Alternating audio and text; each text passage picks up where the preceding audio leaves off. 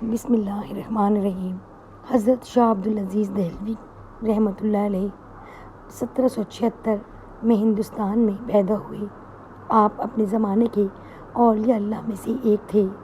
آپ رحمۃ اللہ علیہ کے زمانے میں ایک ہندو پنڈت تھا جس نے یہ اعلان کیا کہ ہندو مذہب سچا مذہب ہے اور اسلام ایک جھوٹا مذہب ہے، اور اس نے دلیل یہ پیش کی کہ ہمارا فلاں مندر جو 2000 سال سے بنا ہوا ہے آج تک بالکل صحیح و سالم ہے۔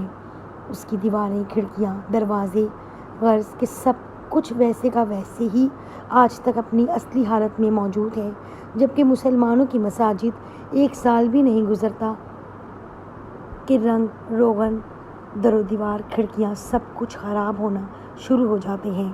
لہٰذا یہ اس بات کی دلیل ہے کہ اسلام مٹنے والا ہے اور ہندو مت باقی رہنے والا مذہب ہے۔ مسلمانوں کی اکثریت نے اس پروپیگنڈے کا جواب دینے میں ناکام رہی اور اس کی وجہ سے لوگ بہت شش و پنج میں مبتلا ہو گئے کہ اس پروپیگنڈے کا روک تھام کیسے کی جائے۔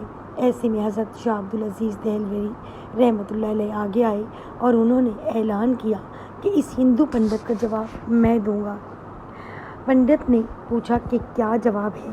تو حضرت شاہ عبدالعزیز دہلوی رحمۃ اللہ علیہ نے کہا کہ ایسے نہیں، اس مندر کے دروازے پر جا کر جواب دوں گا۔ ایک دن مقرر کیا گیا۔ مقررہ وقت پر مسلمان اور ہندو سب جمع ہو گئے کہ دیکھتے ہیں حضرت شاہ عبدالعزیز دہلوی رحمۃ اللہ علیہ کیا جواب دیتے ہیں۔ حضرت صاحب مندر کے دروازے پر کھڑے ہو گئے اور قرآن کی آیت جس کا ترجمہ یہ ہے کہ اگر اللہ تعالیٰ اس قرآن کو پہاڑ پر بھی نازل کر دیتے تو وہ پہاڑ بھی اللہ کے جلال سے ڈر کر ٹکڑے ٹکڑے ہو جاتا۔ آپ رحمۃ اللہ علیہ آیت پڑھتے جاتے اور مندر کے در و دیوار اور دروازوں کی طرف انگلی سے اشارہ کرتے جاتے۔ ایسے میں اللہ تعالیٰ نے آپ کے ہاتھ پر اپنے دین کی حقانیت کی کرامت ظاہر کر دی اور مندر کی دیواریں گرنا شروع ہو گئیں، دروازے ٹوٹنے لگے۔ مسلمانوں نے اللہ اکبر کا نعرہ لگایا۔ پنڈت فوراً آپ کے قدموں میں گر گیا اور کہا بس کریں، بہت ہو گیا۔ میں مان گیا کہ اسلام سچا مذہب ہے، لیکن اس کی حقیقت تو بتا دیں کہ یہ کیسے ہوا۔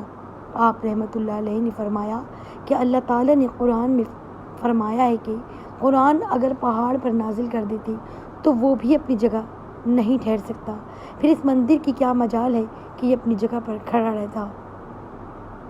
اے پنڈت سن، یہ تو مسجد کی عظمت ہے کہ اس میں روزانہ قرآن پڑھا جاتا ہے، پھر بھی اپنی جگہ پر کھڑی رہتی ہے۔ پنڈت نے جواب سنا تو فوراً دائرہ اسلام میں داخل ہو گیا اور وہاں موجود سارے ہندو بھی مسلمان ہو گئے۔